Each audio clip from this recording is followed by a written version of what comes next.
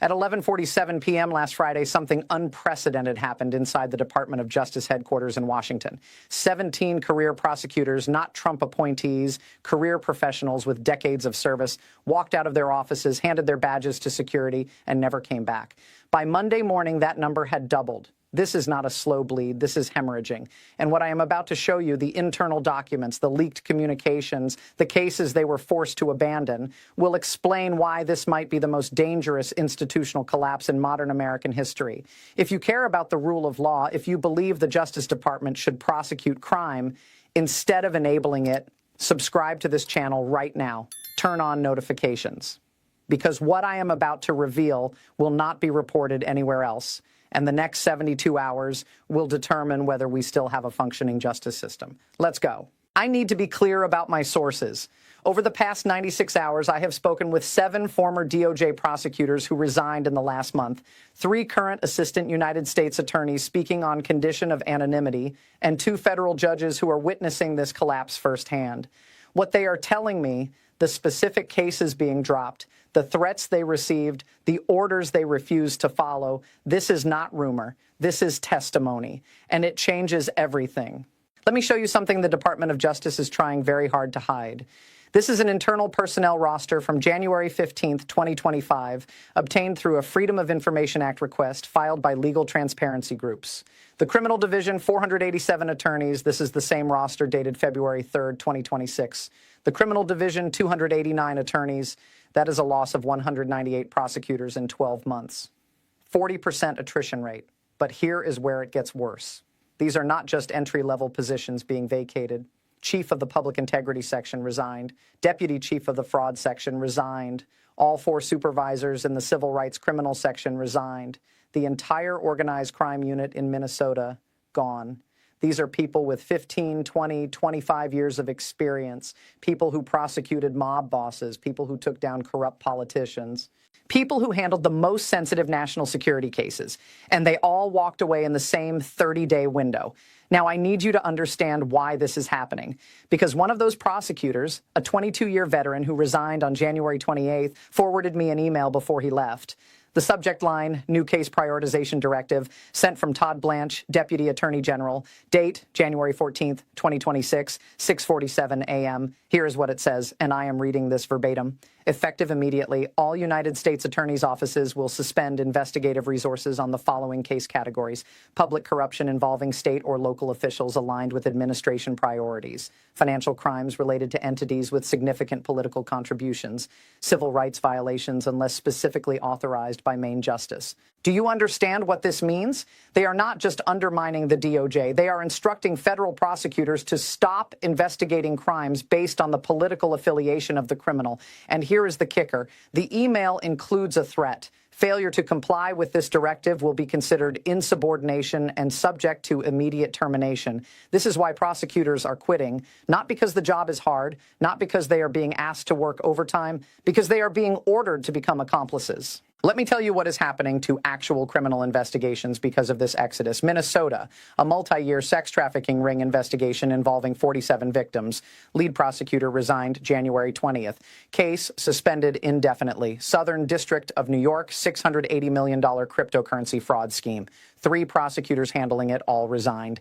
Case status, no one assigned. Eastern District of Virginia, espionage case involving classified document theft. Prosecutor threatened with termination for refusing to drop related charges. Resigned February 1st. Case unknown. These are not traffic tickets. These are the cases that protect national security. These are the cases that stop real harm to real people.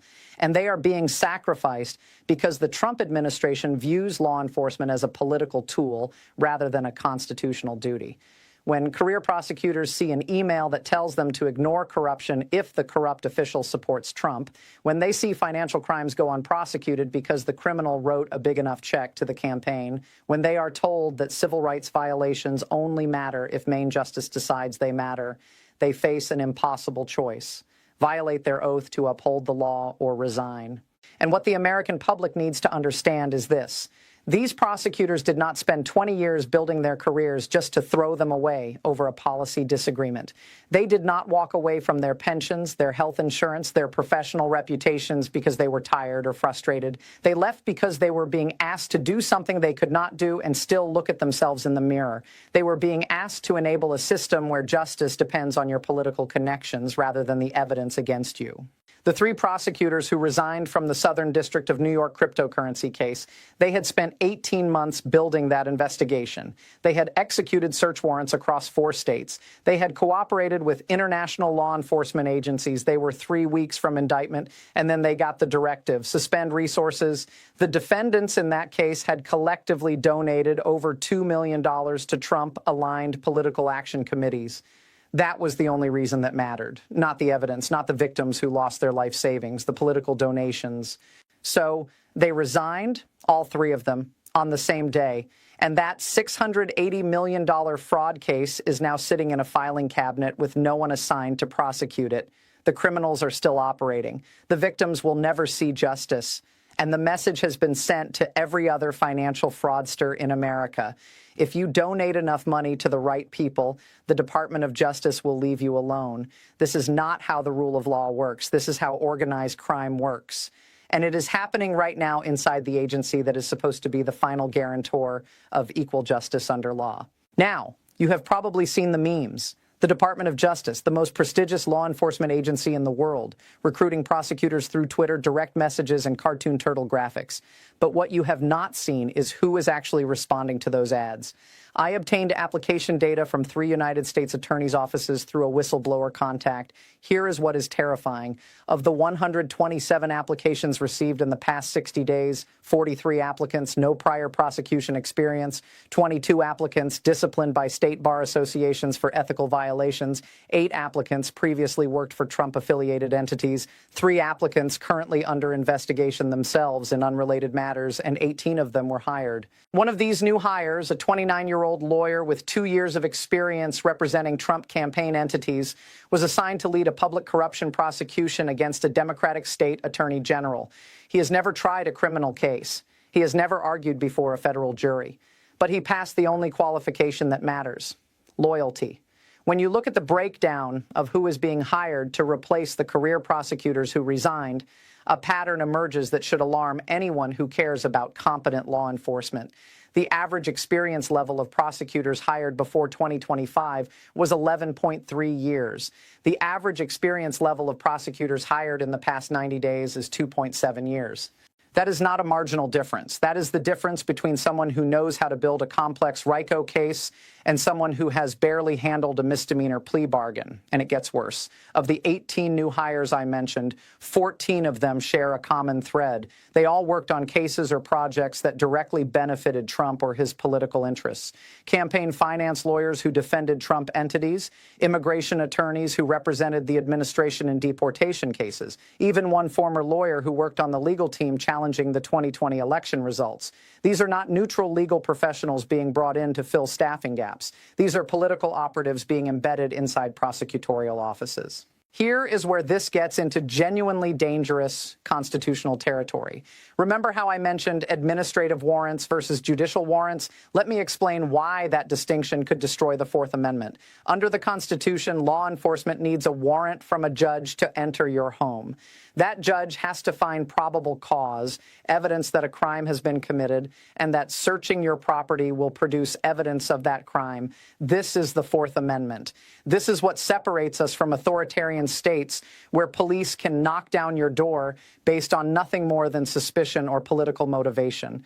But the Trump DOJ has invented something new. Administrative warrants issued by immigration judges they are hiring through cartoon ads. These are not Article 3 judges appointed by the president and confirmed by the Senate. These are DOJ employees. They work for the people requesting the warrants. Let that sink in. The agency that wants to search your home is also the agency that approves its own search. There is no independent oversight. There is no constitutional check. And it is happening right now, thousands of times per day, and federal courts are just starting to realize the scale of the violation. When Immigration and Customs Enforcement wants to conduct a raid, they go to one of these administrative judges, a person employed by the same department, working in the same building, receiving directives from the same political appointees, and they request authorization. And that authorization gets granted not because there is probable cause that would satisfy constitutional scrutiny, but because the system is designed to rubber stamp whatever ICE requests. These administrative judges are being hired based on quotas. I have seen the internal metrics. They are being evaluated on how many deportation orders they issue, how quickly they process cases, how efficiently they move people through the system. They are not being evaluated on whether they are protecting constitutional rights. They are not being measured on the accuracy of their legal rulings. They are being graded on speed and volume. Now, this is not just me saying this. Federal judges, including judges appointed by Republican presidents, are starting to publicly call this out.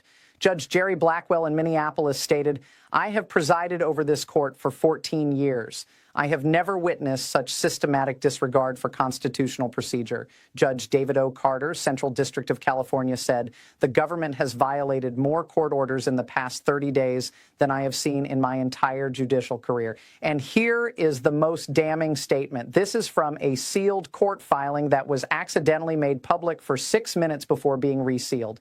Judge Margaret McKeown, Ninth Circuit. The court finds that the Department of Justice is operating in willful defiance of judicial authority and that absent immediate intervention, the constitutional separation of powers faces existential threat. A federal appellate judge just said the DOJ is creating an existential threat to the separation of powers. That is not hyperbole. That is a constitutional crisis. When federal judges start using language like willful defiance and existential threat, they are not engaging in partisan politics. They are sounding an alarm that the system designed to prevent tyranny is breaking down. Judge McKeown is not a liberal activist. She was appointed by Bill Clinton, but has a reputation as a moderate, careful jurist who rarely makes inflammatory statements. For her to use that kind of language in a formal court filing means she is witnessing something she believes threatens the constitutional order itself. And what she is witnessing is this: a Justice Department that no longer views judicial orders as binding, a law enforcement apparatus that treats constitutional rights as obstacles to be worked around rather than principles to be upheld, and a hiring process that is selecting for political loyalty rather than legal competence, creating a feedback loop where the people enforcing the law do not understand the law, do not respect the law, and do not believe the law applies to them as long as they are serving the administration's political objectives. This is not a partisan critique. This is an institutional collapse captured in real time by the judges who are supposed to provide oversight and finding that their oversight has become meaningless. Let me tell you about a case that is not being prosecuted right now. In November 2025, FBI counterintelligence identified a Chinese national working at a defense contractor in San Diego. This individual had accessed classified schematics for next-generation missile guidance systems. The case was referred to the United States Attorney's Office. 3 experienced prosecutors were assigned. They spent 4 months building the case. Wiretaps, search warrants, coordination with the intelligence community. They were 3 weeks from indictment. On January 22, 2026, all 3 prosecutors resigned. The case file sitting in a box unassigned, the Chinese nationals still employed at the defense contractor, still accessing classified systems. And this is not an isolated incident. According to a report compiled by the National Security Division's own staff, leaked to the Washington Post last week, 47 active espionage and foreign influence investigations have been deprioritized due to staffing shortages. Deprioritized. That is bureaucratic language for abandoned. Think about what that means for national security. The FBI identifies someone stealing military secrets. They build a prosecutable case, they hand it to the Justice Department, and then nothing happens because the prosecutors who knew how to handle classified evidence, who had security clearances, who understood the delicate balance between prosecuting spies and protecting intelligence sources, they are gone. And the people replacing them do not have the expertise, do not have the clearances, and frankly, do not have the competence to pick up where the experienced prosecutors left off. So the case sits, the spy continues working, and our adversaries learn a very important lesson. The American justice system is so paralyzed by internal chaos that even when they catch you red-handed stealing military secrets, they cannot manage to prosecute you. That is an invitation. That is a green light for every foreign intelligence service in the world to increase their operations against American targets because the risk of consequences has dropped to nearly zero.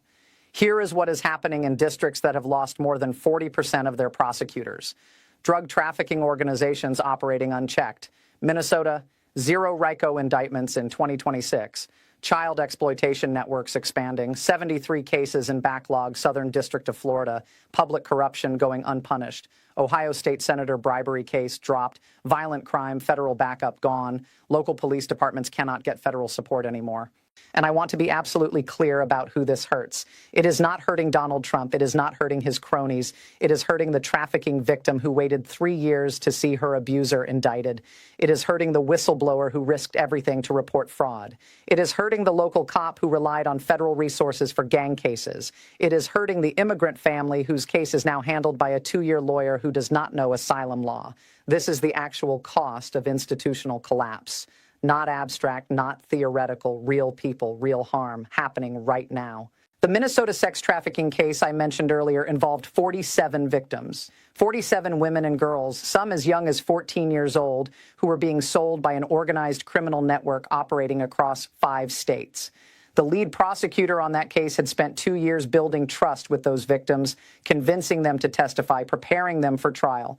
When he resigned, those victims were told the case was being suspended. Imagine being 14 years old, finding the courage to tell your story to prosecutors, believing that the justice system would protect you, and then being told that the person who trafficked you will face no consequences because the lawyers quit and nobody is left to take the case. That is what is happening, not in one district, not in one case. This is the pattern repeating across the country. And the criminals, the traffickers, the corrupt officials, the foreign spies, they are not stupid. They can see what is happening. They can see that the Justice Department is collapsing. They can see that prosecutions are being abandoned. They can see that the risk of getting caught and actually facing punishment has never been lower. So they are getting bolder. They are expanding operations. And the chaos inside DOJ is creating a vacuum that organized crime is rushing to fill. So where does this leave us? 1, the Department of Justice has lost 40% of its criminal prosecutors. 2, those positions are being filled, if at all, by unqualified loyalists recruited through social media. 3, critical cases, espionage, trafficking, corruption are being abandoned. 4, constitutional rights are being systematically violated through fake warrants issued by fake judges. 5, federal judges are issuing warnings about existential threats to the separation of powers. This is not normal. This is not partisanship. This is institutional collapse. Here is the question that should keep you awake tonight. If the Department of Justice, the final safeguard against tyranny, has been hollowed out, who investigates the next Watergate? Who prosecutes the next Enron? Who protects the next whistleblower? What happens when there is no one left who remembers that law enforcement is supposed to serve justice, not power? Here is what you need to do right now. 1, subscribe to this channel immediately. When the next wave of resignations hits, and it will, you will see it here first. 2, smash that like button. The algorithm decides what spreads. You decide whether this story reaches more people. 3, share this video. Send it to someone who needs to understand what is actually happening to American justice. This is not entertainment. This is documentation. And one more thing. I have confirmed reports of a coordinated resignation event planned for February 14th. Multiple offices, simultaneous walkouts. If it happens, it will be the largest mass resignation in DOJ history. I will be covering it the moment it breaks. Stay with this story. The walls are not just cracking, they are coming down.